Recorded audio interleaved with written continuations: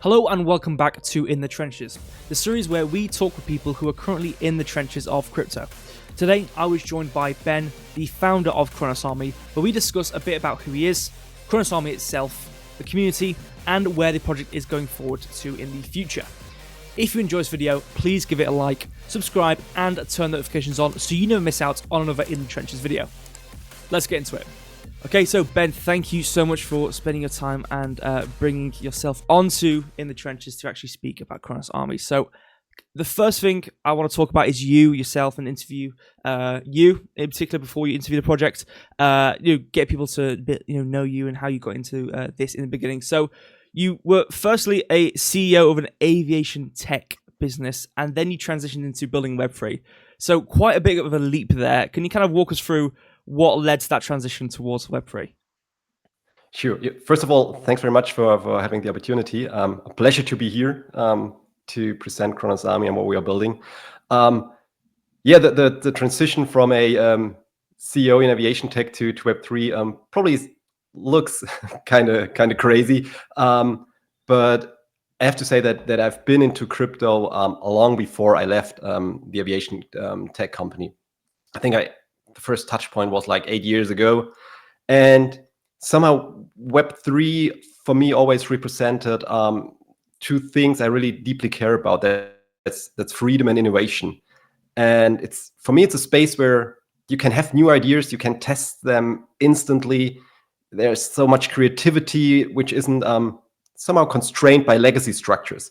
And well, my background is building companies. I founded and scaled a aviation tech consultancy from 0 to 7-digit revenues, and also worked, as you mentioned, as CEO of aviation tech company, scaling from 7 to 8-digit revenues. But over time, I felt something was missing. So this environment didn't fully satisfy that part of me that wants to build, that wants to experiment aggressively, try new ideas.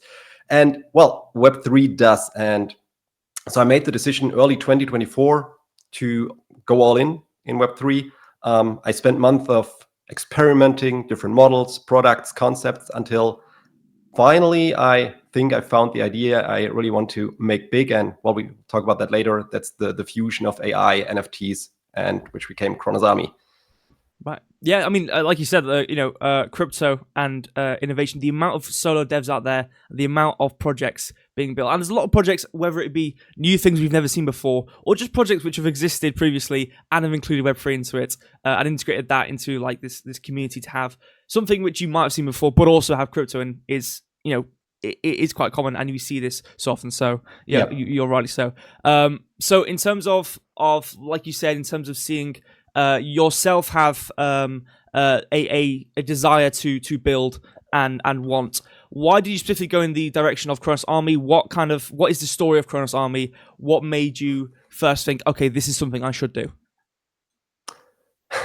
It's actually there are two stories. Already a couple of months before Cronos Army, I worked on different concepts I thought about realizing in Web3. And one of the concepts was a strategy game with AI-powered NFTs, where you can have a personal progression. I thought about frictionless onboarding and stuff like that. So removing or reducing the barriers for new players to enter Web3. And independently, at that time, a bit later, I joined the Cronos Army community. At that time, it was only a meme coin, a meme project. I was just curious. I joined their Discord.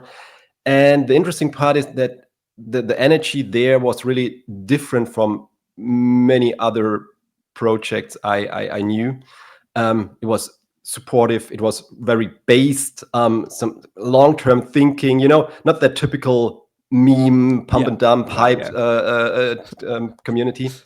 And so it felt like that group has something genuinely, like they want to build something bigger. And that's where I basically put the puzzle pieces together and thought, okay, I have this concept of this strategy game, Cronos Army. The narrative is super strong, so why not put those two things together? And well, that basically brought that concept to life, and we started to build it, and it simply evolved naturally from there. Right. Okay. So with the actual product itself, um, fusing AI, NFTs, and this kind of ecosystem, this living ecosystem for Cronos Army, what does that mean to you personally? And also actually another part to add to that is why specifically the Cronos chain as the foundation. Obviously, I know it is Cronos Army. It probably might lead into the idea that it's just the Cronos Army as a whole. But kind of, what does it mean to you to have this kind of ecosystem with this project? Well, I could talk about that for hours actually. So when I say or talk about the living ecosystem, which is one of my favorite terms in that context, I really mean moving beyond static NFTs and static gameplay into something that actually evolves. Because I think for years NFTs have been, well, little more than images.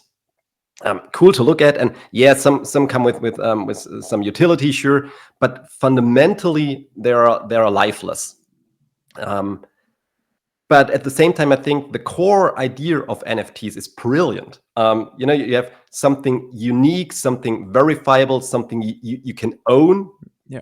But then again, in practice, 95% of NFTs became nothing more than pictures. With AI, I think we have the possibility to change that completely. And I always think about like AI is what's the right wording for it? The flame of life for NFTs. It can give them personality, memory, behavior, and stuff like that. So when you combine those two things, the on-chain ownership and the AI aspect, you really can create kind of digital characters, living agents, and that then becomes a true living ecosystem.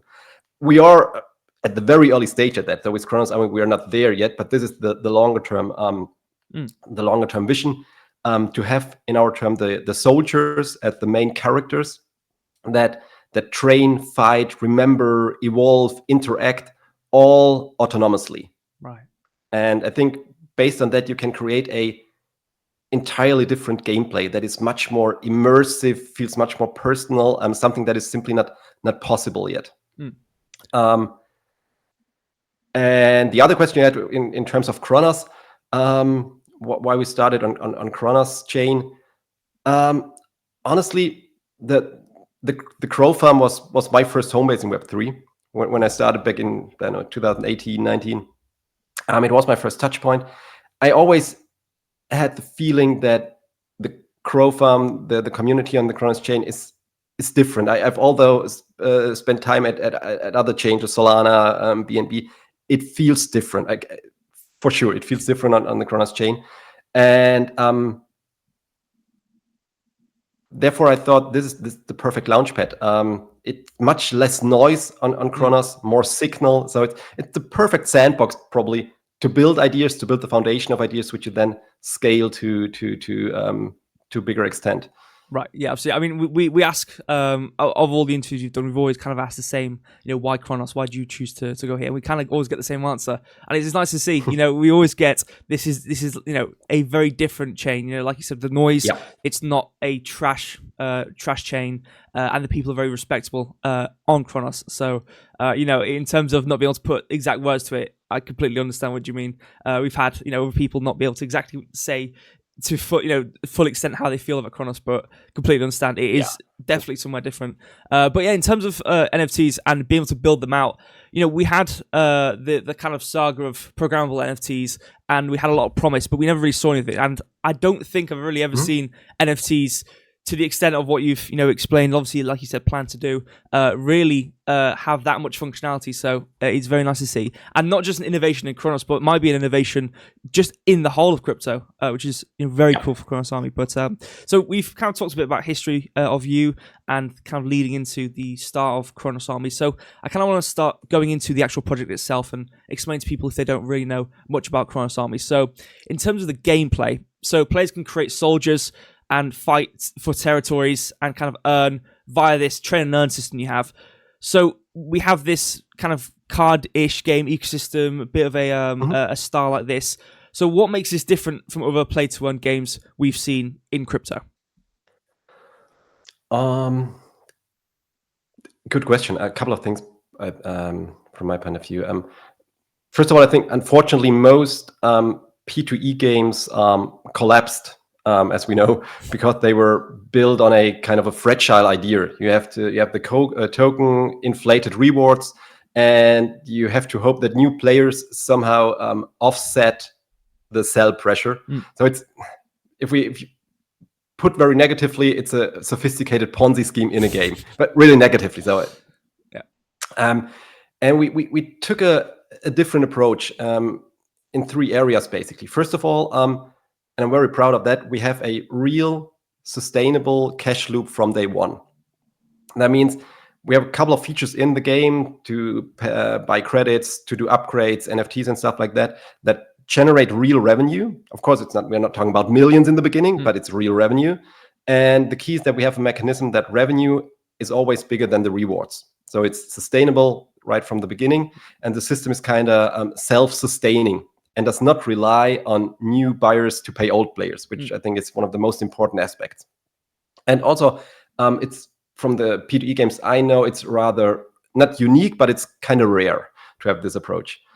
Second one is there's not one path to earn with Cronos Army.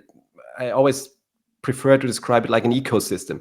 Of course, you can have things like the train to earn, you can conquer territories and earn rewards. But this is actually only one path. You can do so many things, different things to earn. Like we had a couple of people that use our marketplace.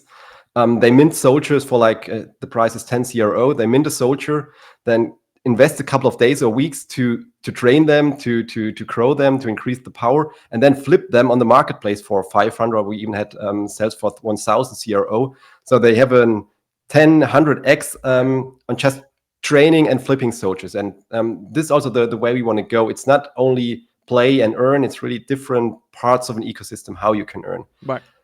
And third thing, which I think is very important to mention in that context, is the architecture of our smart token, or the smart architecture of our token this way. So we have a in-game token, CA, but we made what I think was really a smart decision in the beginning. The token is used for gameplay action and upgrade. That means you pay many actions with the CA, like you upgrade your soldier, you stake to earn more rewards, whatsoever, different actions. Most of them automatically burn the token. But on the other side, for rewards, we don't use it. We use CRO or USDC, USDT. That means CA is really a utility token, right, and it's not the reward token. So the more people play, the more CA disappears from supply. And what really cool fact is, with a relatively small user base we have after 2 months, they already burned more than 1% of the supply just by in-game actions. Right. And this is really cool, I think. So yeah, I think it's a multi-layered economy. Players can earn in several ways, and the token actually becomes more scarce the more the game grows.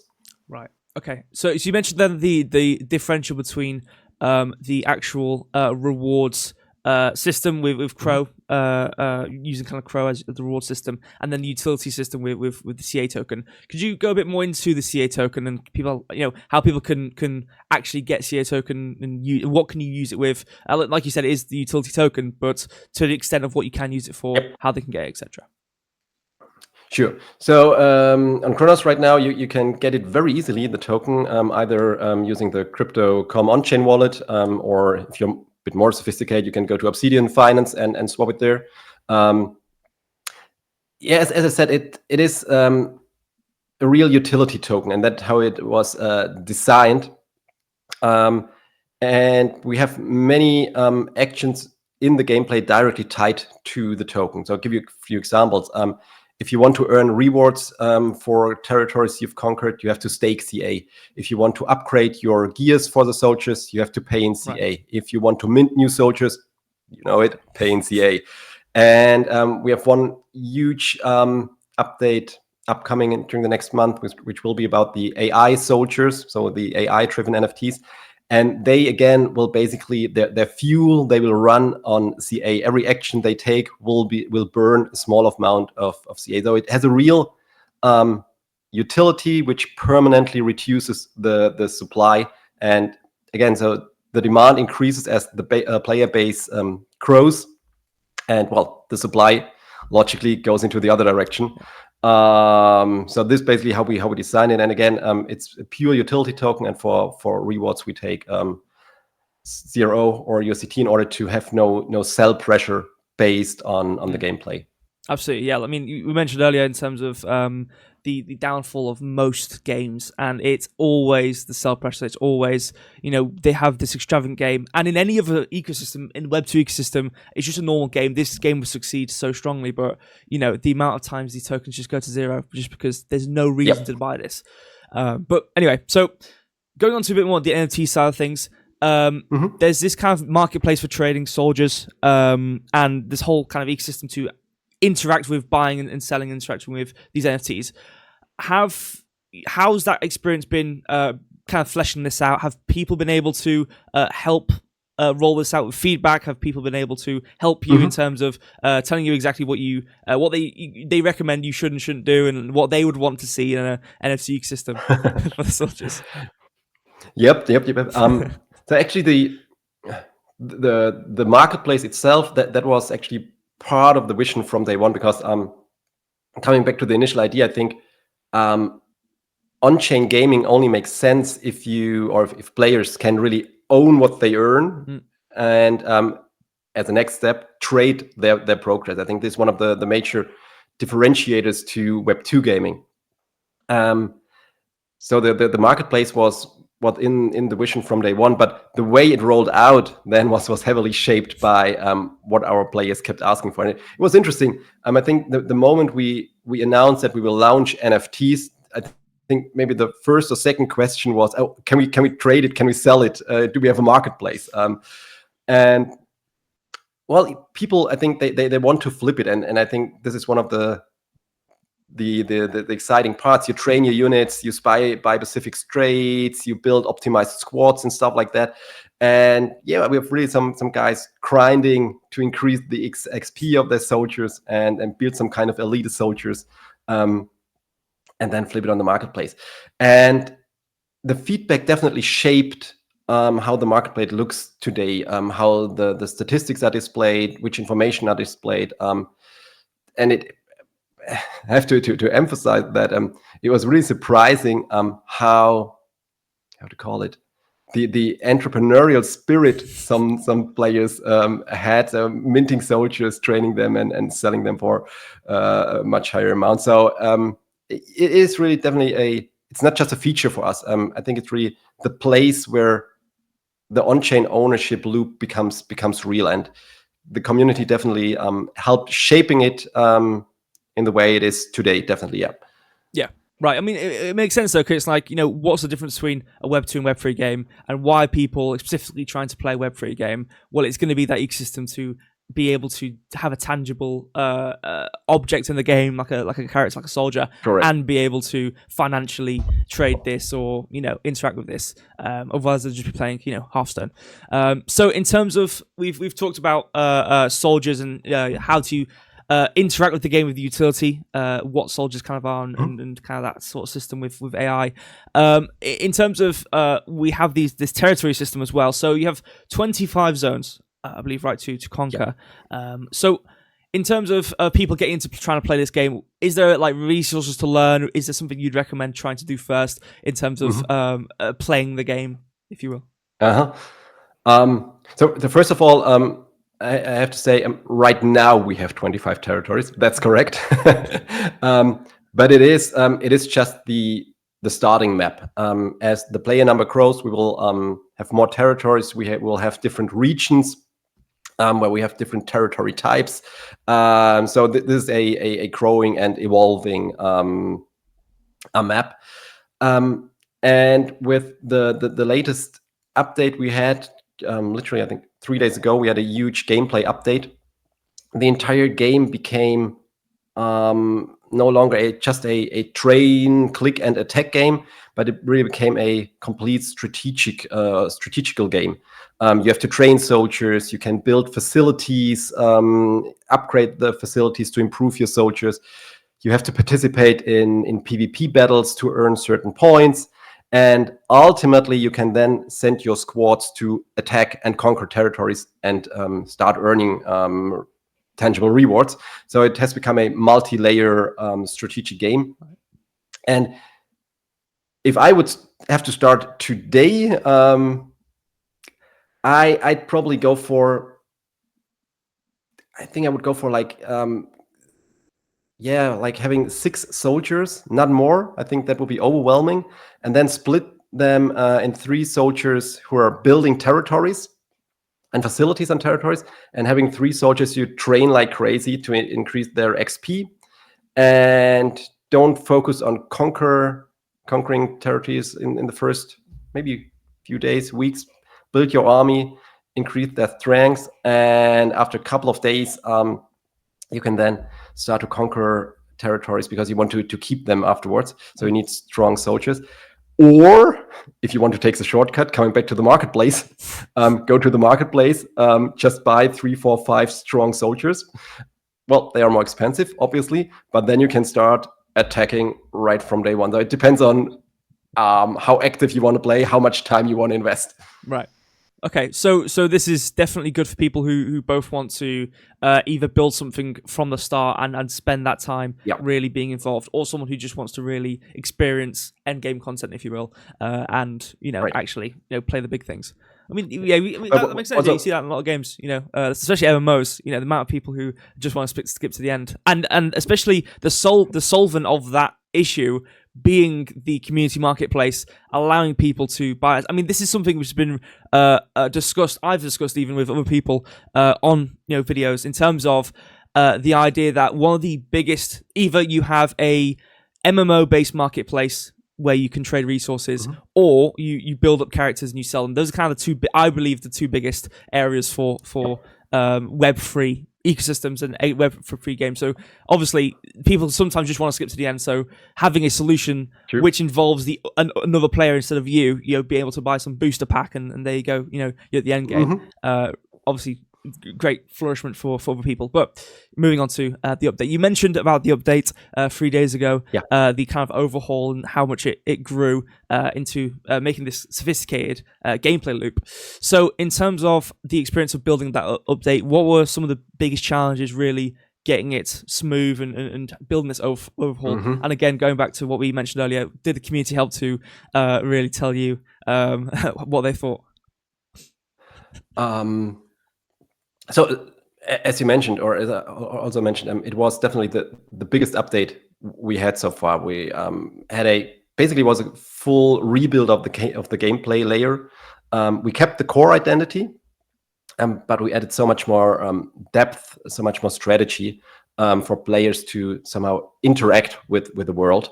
Talking about the challenge, I would say that the challenge actually wasn't the coding, the developing, but at this stage of a project, I think the number or the amount of ideas is always much bigger than the available time.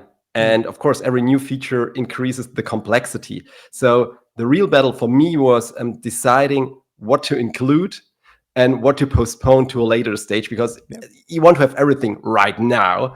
So it was really bad. Okay, we keep that out. We move that to the next phase.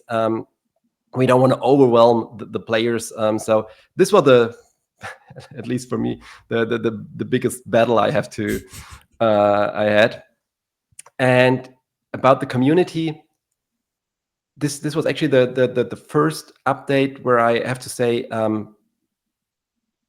we wouldn't have launched this smoothly, and probably we wouldn't have launched at all without the support of the community. We had a couple of people, they tested like crazy every mission, every edge case, every attack scenario, and that's again I think it's kind of a magical thing in Web3. You have people, players, and they just come together, and they are somehow invested in the vision, in the idea, and are willing to spend hours helping the community to build something, to ship something. And this is something really magical from my point of view.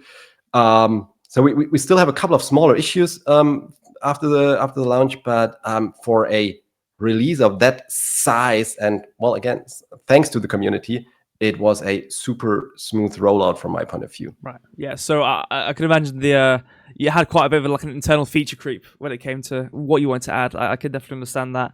And what I'm obviously we can get onto it. I believe in the future. In terms of the amount you postponed into the future roadmap for Cronos Army. Obviously, we will get on that in the future if people are interested. So last part in terms of kind of user experience, you have the quite a good integration in between yourselves and the Crypto.com on-chain wallet, make it quite easy to onboard users onto Cronos Army. How important is it to you for people to be able to have really ease of access towards your game in terms of when it comes to a growing player base? Yep. I think I'm actually genuinely convinced that accessibility is basically it's everything, not just for growth, but for ultimately for the survival of your Web3 game. And Crypto.com's on-chain wallet, that helps massively because it became super easy to you download the app, you can buy CRO or even CA in the app with your credit card with a couple of clicks, and you're ready to go. That already reduced the barrier of playing massively. But still, I think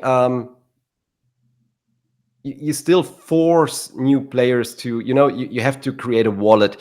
You need funds. You need somehow a basic understanding of like gas fees and stuff like that. And I had a very interesting 2 days ago. I think there was a report coming out from the Blockchain Game Alliance, and they showed that the onboarding completion rate that jumps by more than 30% if the wallet creation is delayed to a later stage. And imagine 30% just by delaying that wallet creation. And I think that's the key for me. Accessibility goes far beyond a good integration into an on-chain wallet. I think a Web3 game has to feel effortless like a Web2 game. You play first, you learn later, and a wallet comes in step 3, 4. And that's also why we have this plan or the project of so-called wallet-less onboarding. This is one of our core priorities, which will hopefully roll out end of the year or early next year, where people can simply start by having their email address. They don't need a wallet. We'll have a custodian wallet under the hood. They can play at least to a certain level. And once they're familiar with everything, they can then, if they want, go the next step, create a wallet. But I think this will create the real first step to a frictionless onboarding. Yeah, I mean, there's been massive projects, I believe startups as well. Really, a lot of the development time spent on an SDK, which made it completely seamless to try and integrate the wallet, into the game itself. Obviously, it was an Unreal game, and making it as easy as possible. I think I definitely agree. It is probably the biggest thing to focus on in terms of people that really don't want to be, even people who are in Web3 quite strongly, still I would imagine wouldn't really want to spend that much time focusing on each transaction and signing each transaction for each gameplay specific thing. So we've talked kind of a broad, quite broadly about each kind of component of Cronos Army and the user experience of it, and etc. So going to a bit more detail and the nitty gritty of certain aspects. In terms of the NFTs and the AI integration with NFTs, obviously you said it's limited right now, completely understandable. Going forward to be expanded. How does the AI exactly enhance the soldiers? What exact features does it really expand upon for these NFTs? I think first of all, it's important to mention AI for us. It isn't just a a label, because I mean, when you look at, you can look at every project and every company right now, they all have the AI stamp. The product is powered by AI. The service is powered by AI. I think it's different with Cronos Army, because AI for us it's the core of what we believe NFTs should become. So it's not just the label; it's really the core of it. And the long-term goal, at least in my mind, it is simple but super ambitious. We really want to turn the characters, so the soldiers of the game, into a living digital individual, something that thinks, that acts, that remembers, that earns, that can also spend, and it plays the game together with you, not for you, because you still want to play the game. You don't want to have AI characters playing the game for you, but they play together with you. And to make this kind of tangible, imagine a soldier that remembers past battles, that learns your play style, that adapts to enemy patterns, or that has its own personality, strength, weaknesses, and that all evolves over time and the actions you take. And so it somehow assists you in the gameplay. And I think if we can deliver that, and again, this is something we build during the next month and probably years to full extent, but then your army really becomes a real squad. So not just pictures in a wallet, but characters you probably build a relationship with, which is kind of fascinating and scary at the same time. And the real question we have to answer in that context is, it actually isn't about tech, because that is the easier part. The tech is there. But it is about the game design, the balance, the narrative, and how to create a long-term engagement between player and AI characters. These are the questions we have to answer. But it's definitely the direction we are marching towards, to have AI-powered NFTs that evolve alongside of the players. And I think if we can create that, and I'm convinced that we can, once we created that, we have we have an on-chain gaming that somehow feels alive in a way gaming has never been before, because you play with other AI individuals. And this is something, from my perspective, truly fascinating. Absolutely. Yeah, I mean, I mentioned earlier when you first spoke about integrating the AI with NFTs. Not seen really. I don't think I've ever really seen it, let alone in a free project, but not to the extent of what it obviously could potentially be with your project, even in Web 2. I don't believe not that much going on. So again, pretty cutting edge here. So moving to the Cronos BNB chain bridge, right? So you have a bridge, layer zero bridge. It is live now. So seamless transfer for CA between the two chains. So what inspired you to bring the CA token multi-chain between BNB and Cronos? And how's it been so far? How's the adoption been? Well, to be very transparent about this, first of all, the decision wasn't driven by hype. It was driven almost purely by scale. We talked about Cronos, and we have the same opinion about Cronos. It has been an amazing home for us. It's an amazing community, supportive community, and it was the perfect fit for the early stage. You know, you have this smaller group where you can iterate, you can do mistakes or make mistakes, which is very important in the beginning, especially when you're building in public. Mistakes happen. So it was perfect. But at the same time, if we want to grow the way we know this ecosystem can grow, I think we need to meet the users where they are. And the reality is the BNB chain has, I don't know the exact numbers, but like 100x the user base of Cronos, 100x the liquidity of Cronos. And one thing Binance did in a very smart way with their app is they connected social. They have this Binance Square tool in the app, like similar to X, Twitter. And they connected it very smart with Web3. integration in the app. So everything is in one app at Binance. And personally, I built a huge audience on Binance Square with content I put out there.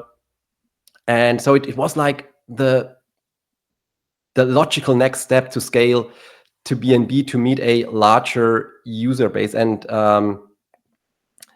for the adoption, important to mention, we haven't pushed it yet. So we have the bridge, which is working. You can move the CA back and forth between BNB and Cronos chain. You can also mint NFT soldiers already on the BNB chain, but we haven't opened the gameplay to the BNB chain yet. This is currently developed, and I think we'll launch it probably by the end of next week. And once this is live, then we will start a huge campaign with content on Binance Square, with live events, game streaming on Binance Live, and this then will definitely drive the adoption. Right, okay. But right now, it's still a hidden gem, which we haven't pushed yet. Right, it's like more of a perceived adoption, where the potential for more adoption. Have you seen like any sort of minimal adoption where you already have your audience on Binance, where they've gone to use this bridge and bought CA token and then transferred it in any regard? Like a smaller amount of adoption as you'd expect? Yeah, definitely. So I already put out some content about the game, but essentially it's always the question that comes up is where can I play it? How can I play it? And I always have to say, oh well, you have to wait. Well, give us a few weeks. So surely there have been a few people who bought, but the majority will follow once the game is live and once we will already start the huge campaign. Right. Okay, so the NFT soldiers, obviously these aren't just pictures, like you mentioned. These are actual what you play the game with. Or a big thing in any game where there's a potential for uniqueness, whether it be RPGs, for example. Obviously, this case is very the emphasis on soldiers being unique. Is there aspects of the soldiers which, in terms of stats on a base level, which get interacted with AI, for example, as they grow? And how do you keep the soldiers balanced when playing and keeping these soldiers unique and the rarity, for example, as they grow? I think it's one of the most important questions in terms of having a balanced and fair gameplay. We try to balance it around one core idea. The rarity, which is represented for the soldiers in their rank, general, major, colonel, whatsoever. So the rarity should matter, but it should never decide the battle. And that means one of the most important attributes of a soldier in our game is the power. And the power is defined by three components. It's their rank. So a general has a higher base power than a private, and this will never change. This is the rarity aspect. But then on top of that, you have the XP, which is gained by training, and you have gears that you can equip your soldiers with that adds additional power. So a general, for example, definitely starts stronger because he has a higher base power. But that advantage actually can fade quickly if a private or a colonel is trained consistently. He's equipped with high-level gears. So we've seen that already in the game. A well-trained major or colonel can absolutely beat a lazy general. So that works. So I think this keeps the game fair, skill-based, but still fun, while still making the rare NFTs exciting to own. You just have a head start if you have a higher ranked, but then it's always about playing the game and earning XP, equipping, and so on. Right. Good. Okay. Yeah. So moving a bit more now towards community and the growth of Cronos Army. So first, very blanket question here: what drives the current community's loyalty to the game? What keeps them coming back? Well, you have to ask the community, actually. I can give you my perception. at the core, I think what people tell me is we deliver, and we deliver transparently. I've seen many crypto projects. They speak in roadmap and promises. Not all of them, but many. Yeah. And we try to ship at least every week a new feature, a new gameplay feature, a new utility, a new whatever. Every week, one update. And I think that creates loyalty, because people feel they are part of something that is really growing, and not something that is somehow waiting for something to happen. And honestly, I think a lot of our early players were here even before we had those big updates, and they feel like, I think, more like ownership than just participation. They help shaping it. They provide their ideas. We discuss it openly. It's still a decentralized project where everyone can bring their ideas in, and so I think it's a combination of execution, transparency, and everyone can bring in their own ideas, which are freely and openly discussed. And that's probably still, again, not unique, but definitely probably rare in the space. I definitely think more rare than common. Absolutely, I think there's tons of projects which have there's a complete brick wall between community and actual developers. So yeah, respectable. They're actually listening to the community and onboarding some ideas. So in terms of growth, you had giveaways of soldiers. Had quite a bit of engagement from that. How do you kind of plan events to keep the energy going for Cronos Army and keep a steady growth pace for the project, without it being just a very surface gimmicky giveaway? It's like, oh, here you go, hello, we're Cronos Army type of thing. It's a difficult one. We definitely try to never run events just for the sake of the hype. Right. I've seen that too often, and I'm personally, I'm not a fan of that. It's not about the hype. I think a event has always to support, well, one of three things. Either it has to support the narrative of the game, the utility, or somehow the player progression. And the BNB soldier giveaway you mentioned, I think it worked because it wasn't just, hey, we have some free NFTs. It was the first doorway into that next chapter, that cross-chain expansion, which is, I think, different to just throwing away some NFTs. And going forward, we will follow the same rule. If it doesn't expand the game or the story, we won't do it. It's not about the hype. We want events that probably unlock new gameplay, that introduce new technologies, new features, that let players test upcoming features early, or support actual competition. So everything that, as I mentioned, support narrative, utility, player progression, but not just how to call it, high energy with cheap tricks. This not what the community is about. Oh, yeah, there's so many game projects in crypto which have the most pathetic engagement bait sort of post online. I'm completely respectable that even in the aspect of community growth, it's still a focus on developing and expanding the universe of the game. I actually really like that.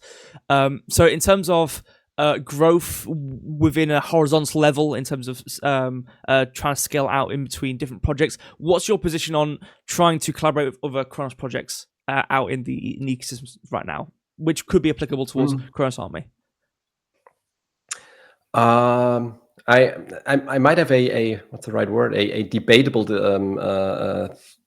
opinion on that, but I think cooperation works when both sides bring real value and not just the logos.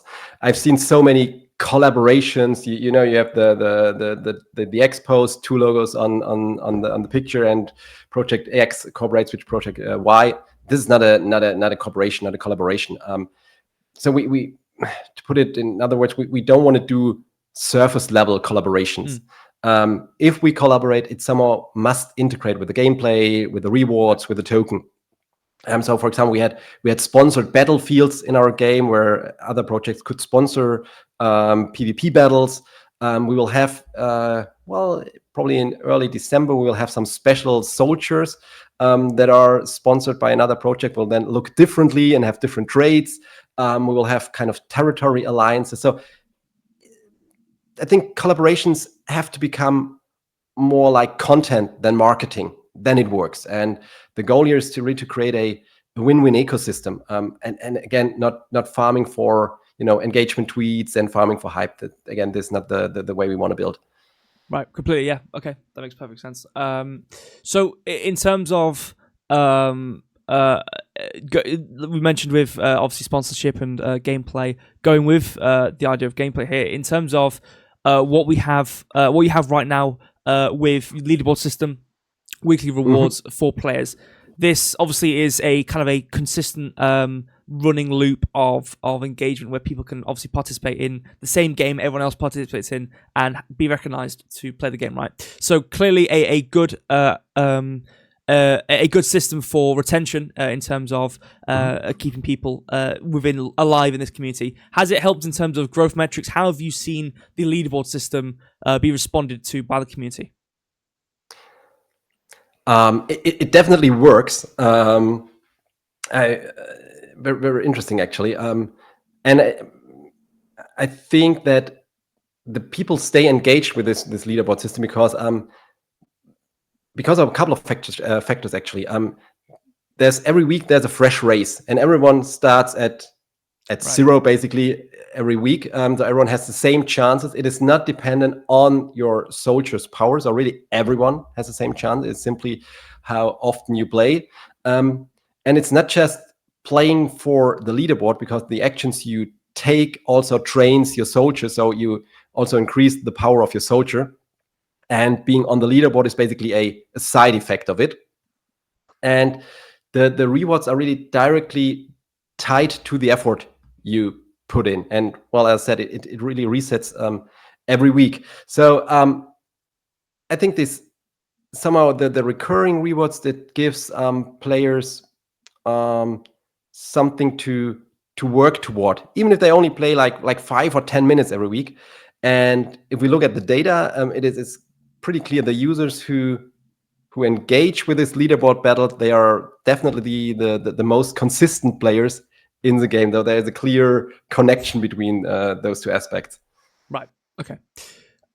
So in terms of uniqueness of Cronos Army and the community bringing it kind of being adopted, right, in the community, what sort of what's the day-to-day in the community in terms of your the spaces the community has in terms of being able to interact with each other, like a Discord, for example? What sort of spirit do they have? Is it quite a strong community in terms of how they interact with each other? Definitely. I can really say that. Excuse me. That's I mentioned earlier. I think it has something to do with the Cronos chain. But even on the Cronos chain, I think it is very, very special. I would say that the majority of our community, they are not here for, how to call it, the quick flips. They are here for the long-term mission. And I think we've all seen that in many Web3 projects. People join, want to quickly flip the token and then exit. And I don't think that the community is built like that. The majority of players and holders, at least this is my perception, I think they genuinely believe in the long-term vision and not just the short-term rewards. And as I said, they test, they give feedback, they bring in ideas, they reinvest, they hold their soldiers, and on and on and on. And it's really unbelievably rewarding to see how this is growing. The more people come in, the discussions that come up, this is really, really rewarding. And I think it's a level of conviction that is, again, probably rare. And it's also it's basically the backbone of the entire momentum we have.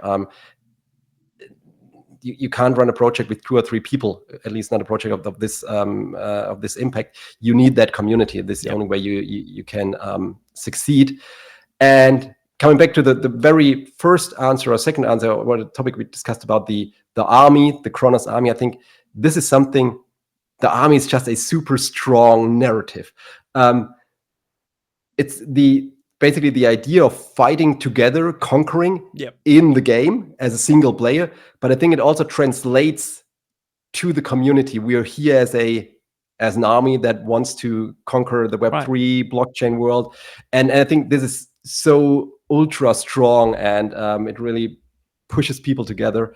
So it for me, it feels like something much larger than just another Web3 project. Right. So you have so very safe to say a very rich community, especially like you said with the army spirit and people kind of sharing obviously sharing the same goal in the game, kind of alongside each other. Obviously helps, especially if they're fighting each other constantly. It might not help to bring the community together. So wrapping up that aspect of community and growth. Safe to say, like I said, grand community, rich community, and good methodology of growth and or retention of community. So safe to say that is safe for Cronos Army. So going on to the kind of future now for Cronos Army, some challenges you may face, roadmap, for example. So the first question I have is we talked a bit about the BNB rollouts and the kind of having Cronos and BNB in parallel and being able to use both chains. That's obviously, that's still being built, like you said, towards the end of the year, coming towards start of next year. What's other than that? What's kind of the future year, half a year roadmap for Cronos Army? Mm-hmm.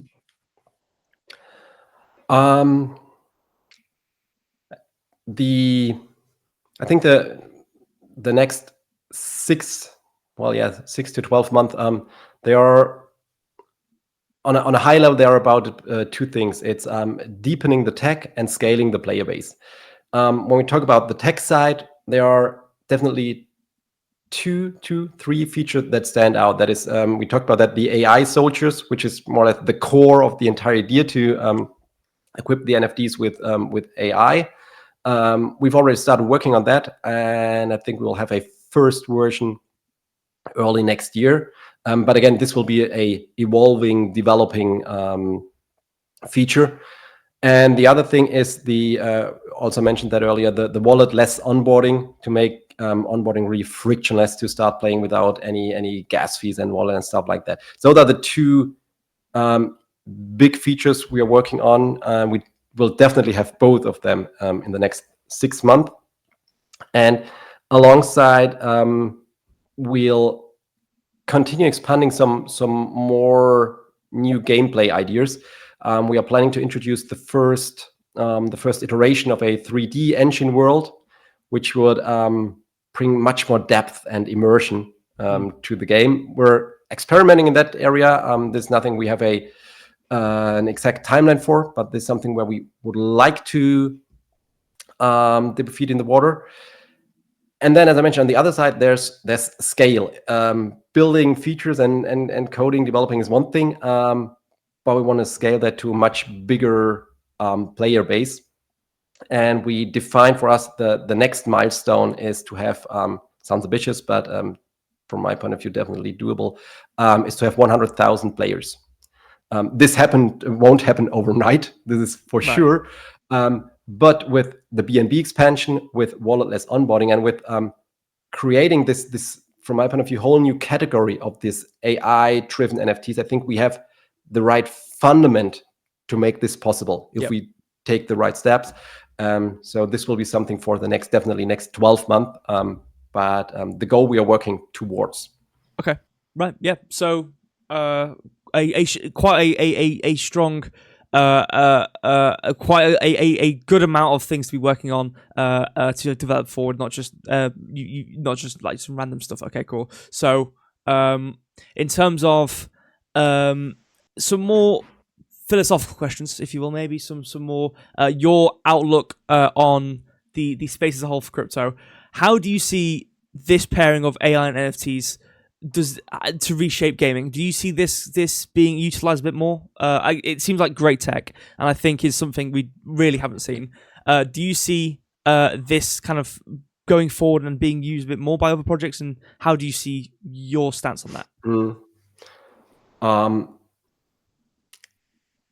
Honestly, I think AI and NFTs together, they definitely have the power to transform Web3 more than most of the mechanics we have seen before. It's always the same thing. I think AI has the potential, the power to give digital assets, like you said, behavior, memory, autonomy. And then you have blockchain on the other side that gives them ownership, identity, permanence. And for me, it always feels like those two things that they were made for each other. They just fit together so perfectly. And we are at the very early stage of this. I mean, Cronos Army and the thing we are building is just one idea. I think there will be so many additional ideas that will come up during the next month and years, how those two technologies can shape an entire new category. And it's amazing to be at the forefront of this. And at the same time, you have stuff like innovations like the X402 for micropayments of AI agents. So we'll see, from my point of view, more autonomous on-chain behaviors, microtransactions becoming part of the game loop, and all that wasn't possible most of it wasn't possible a couple of months ago. So it's super exciting.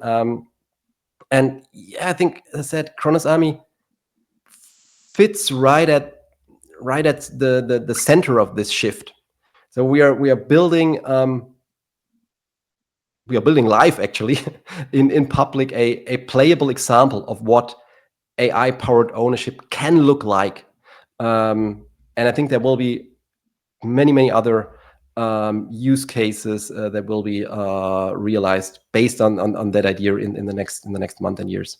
Absolutely, yeah. So I mean, said quite a few times during this this talk that I've not seen this before, or from my part anyway. I've really not seen this before. So definitely a bit of an innovation for people to watch for in terms of the AI NFT capability, and definitely as your project grows and succeeds towards having this flourishment between AI and NFTs, I definitely think it might hopefully inspire other people. I think, again, like we talked about, like you mentioned, a lot earlier on in the in this interview, in terms of Web3 being a great place to grow and build just new things as a whole, to hopefully make people think, okay, I can do this as well, and try and involve people in building with AI and NFTs. Anyway, go to my next question. So a bit more. Great to see you excited about it. Yeah, great to see you excited. I enjoy talking about it. It's we talked about talking with Nenos last interview, and there's a lot of topics we just kind of I just kind of talked for no reason about. Cool. But I do think it's a very cool. I just think it's a very cool kind of topic, the pairing of AI NFTs, especially because I've not seen it before. Anyway, cool. So we also mentioned before in terms of feature creep, in terms of there's a lot of things you wanted to add, which you didn't really get the chance to because there's just so much to do and so little time to do it. You did also talk about your roadmap and specific things you wanted to do, and also the 3D engine you kind of wanted to aspire to add. Is there anything in particular you want to add as your dream feature, which you could add tomorrow? What would it be? Your one feature you think this would be kind of groundbreaking for Cronos Army, and you could add it tomorrow. What would you choose? That's a tough one. My honest answer would be none. I tell you why. It comes back to the first answer I gave you. The thing I enjoy most is building and watching features evolve from an idea to concepts, prototype, gameplay, the community feedback. This is, for me personally, it's unbelievably rewarding, and why I, as I mentioned in the beginning, why I transitioned from a old school company CEO to Web3. And if I, for example, choose the AI soldiers, which would definitely push the project to the next level, to have that tomorrow, that would also mean, well, I would be some kind of disappointed, because it would mean I missed out the entire process of creating it. Right. And for me, the journey, the process is really the thing that's fun. So I would prefer building it and having it in 2 or 3 months instead of having it tomorrow. I get that. But if I had to choose one, I would go for the AI soldiers, because I think this is the USP we will have in the future, and really this category defining feature we will have. So I would go for this if I forced to choose one. Okay, right. But no, but it's a good comment on the future of your project, because it's on your character in terms of enjoying the process rather than just aspiring just for the end goal. It is a very, I believe, just as hearing that for the first time, a very strong comment on the future of Cronos Army, because really deep into the idea that this isn't something you just want to see the end goal. You want to get a bunch of money and that's it. You want to just leave. It's actual. You're passionate about this and you want to see it yourself grow as you interact with it. It's a very, very respectful thing to say. It comes with some trade-offs, because at some point I think you have to transition to a stage where you have to focus more on maintaining and making things run more smoothly, and the building becomes, or the build process becomes less important. That's always the point where I have to rely on other people, because I'm really poor and shitty in maintaining and bug fixing and stuff like that. But that's okay. You just have to know where your strengths are and where you need support. So obviously, I'm sure the community helps. Obviously, like you said, with testing and whatnot, right? So, in terms of get on the idea of this kind of section of the interview being about obviously the future of Cronos Army, but also something just a more generalized kind of topic to talk about. Is there any advice from your experience, obviously building with Cronos Army, or previously you've had in your previous life of work experience, which you brought towards building Cronos Army, that you could give to other Web3 builders who are watching this? A piece of advice, or multiple pieces of advice if you wanted to, for them to build. I'm really not good in giving advice. My children tell that every day. I think I would go, and especially in Web3, I would go for the advice: don't chase the hype. Build something, or try to build something that actually matters, that provides value, that solves a problem. Because I think, especially in crypto Web3, creating hype is pretty easy. You can spark it with the right narrative. You can pay some influencers. They share your project, and I've seen that so many times. As fast as it came, you have the same pace where it fades away. And from my experience in both from Web3 and the traditional industry, I know that real products take time. You don't build them overnight, and real value compounds slowly. That's unfortunately the way it is. The same with communities. Real communities, they don't appear overnight. You start in Discord with like 5 people, and it grows slowly. And this is good the way it is. So if you want to have some staying power, I'm not sure if this word exists, but I think you get the meaning. If you want to have that in Web3, you shouldn't optimize for the quick pumps. Optimize for utility, long-term engagement, and a product that truly either provides value or solves a problem. It's slower, definitely, but it is infinitely more rewarding from my point of view. Absolutely. Right. Yeah. 100% agree. Okay. Yeah. So, in terms of to finalize, obviously, just before the last question, I always ask in every interview in terms of anything I've missed.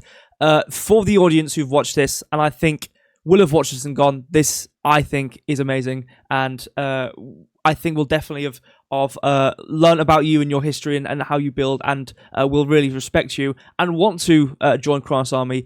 Where's the first port of call? Where would you recommend? Just go straight to the website? Is there a community they should join first, or what would you recommend for people who want to get involved? Where should they go?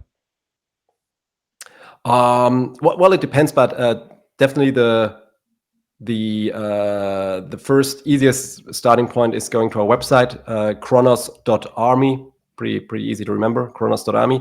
It's the perfect starting point because we have the entire gameplay there, we have the marketplace there, we have a lot of information there, and you have all the links to our Discord, to our X, to buy CA if you want to go straight into the token. So website is the perfect starting point. If you want to hang out with the community, Discord is our main tool. We do have a Telegram channel, but Discord is where everything happens. Okay. And yeah, I meant that if you want to go for buying some CA, it never hurts. You can do that either on crypto.com on-chain wallet, Obsidian Swap, or even if you want to go for the BNB version, the bridge version, you can buy directly in the Binance app. So there are various super straightforward ways to get invested. I think no matter where you want to start, the important thing is just join us, build with us, have fun with us. This is the army grows together. This is the idea, and everyone is welcome to join us. Right. Okay. And we will leave the links in the description. Obviously, the Cronos Army one, and your Discord as well, and some of your socials. So make sure, obviously, people who are watching can go to the description and just see it straight there. So last question I normally ask to every interview as well is anything I've particularly missed in the interview. You know, in terms of we've gone through all these questions, all these topics. Anything I might have missed, which you just want to? It might be a small thing, it might be something grand I've completely missed. Which you want to highlight to the audience? Actually, I don't think so. I think we covered all the essential aspects. Of course, I could continue and could super excited give you more insights about the AI and NFT, which I could talk about that for hours and days. But I think to get a first overview, I think we covered everything, and some really insightful questions. I hope I could provide some insightful answers. But it was super fun, and hope people like watching and listening to it. I hope they did. I think that if I was a viewer and I watched this, I think I would really enjoyed it. But thank you so much. Nonetheless, thank you so much for spending your time and coming on in the trenches and giving a bit of information about Cronos Army and letting us know, who you are and what your project is. So thank you so much. Huge pleasure. Thank you for giving us the opportunity. Thank you. So that was my conversation with Ben. If you enjoyed and you want to know some more, please go to the description where you will find all their links. And while you're down there, you might as well like, subscribe, and turn notifications on so you never miss out on another In the Trenches video. But until next time, thank you so much for watching, and goodbye.